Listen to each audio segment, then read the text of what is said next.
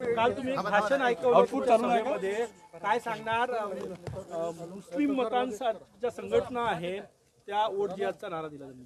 मला असं वाटतं की अतिशय खेदजनक आहे की अशा प्रकारे धर्माचा वापर करून शरद पवारांचा पक्ष, उद्धव ठाकरेंचा पक्ष आणि काँग्रेस हे या ठिकाणी वोट जिहाद करतायत. सज्जाद नोमानी उलेमा काउन्सिलचे प्रमुख यांनी 17 मागण्या या तीन पक्षांना दिल्या होत्या. या मागण्या देखील इतक्या भयानक आहेत. 10% आरक्षण मुस्लिमांना द्या.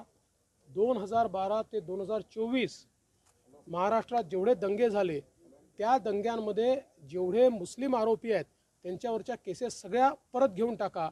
RSS वर बंदी लावा. अशा प्रकारच्या 17 मागण्या त्यांनी दिल्या आणि या पक्षांनी त्यांना बकायदा पत्र देऊन त्या मागण्या आम्ही मान्य करू असं या ठिकाणी सांगितलेलं आहे. आणि आता ते सज्जाद नोमानी सांगतायत, अपील करतायत आणि सांगतायत वोट जिहाद करा.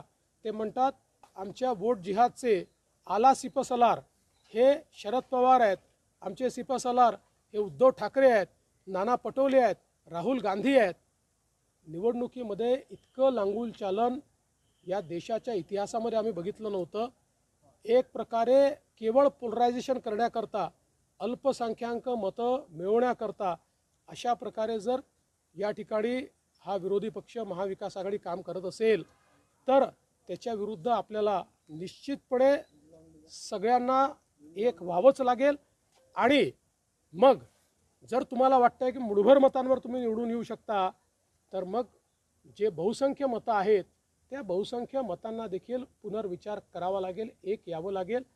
आणि याहीपेक्षा भयानक आज नोमानींचा दुसरा व्हिडिओ आलेला आहे, ज्या व्हिडिओमध्ये ते असं म्हणतात की काही लोकांनी लोकसभेत, काही मुस्लिम समाजाच्या लोकांनी लोकसभेमध्ये भाजपला मतदान केलं, ते शोधून काढा आणि त्या लोकांचा दानापाणी बंद करा आणि त्यांना सोशल बायकॉट करा.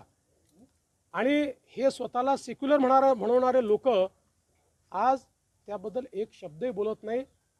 ही जी एक प्रकारचे एक्स्ट्रीम पोलरायझेशन करण्याचा प्रयत्न हा जो काही महाविकास आघाडी करते त्याला आम्ही निश्चितपणे उत्तर देऊ. उद्धव ठाकरे सोशल बायकॉटिंग ही नवीन प्रकारची अस्पृश्यता निर्माण करण्याचा प्रयत्न केला जातो. हा गुन्हा आहे. तुम्हाला कोणाला सोशल बायकॉट करता येत नाही, हा गुन्हाच आहे.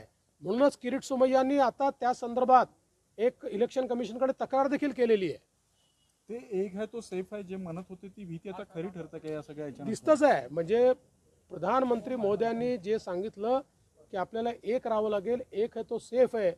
आज काँग्रेस जाती जातीमध्ये विभाजित करण्याचा प्रयत्न करते आणि दुसरीकडे महाविकास आघाडी आणि काँग्रेस मिळून आपल्या सगळ्या जे काही मुस्लिम समाज आहे त्या मुस्लिम समाजामध्ये एक्स्ट्रीम पोलरायझेशन करण्याचा प्रयत्न करून ही निवडणूक ते जिंकू इच्छितात. त्यांच्याकडे या निवडणुकीला मुद्दा उरलेला नाही. त्यांनी कधी विकास केला नाही, ते विकासावर बोलत नाही, त्यांच्याकडे रोड मॅप नाही. त्यामुळे फक्त जातीवाद करून ही निवडणूक जिंकायचा त्यांचा प्रयत्न.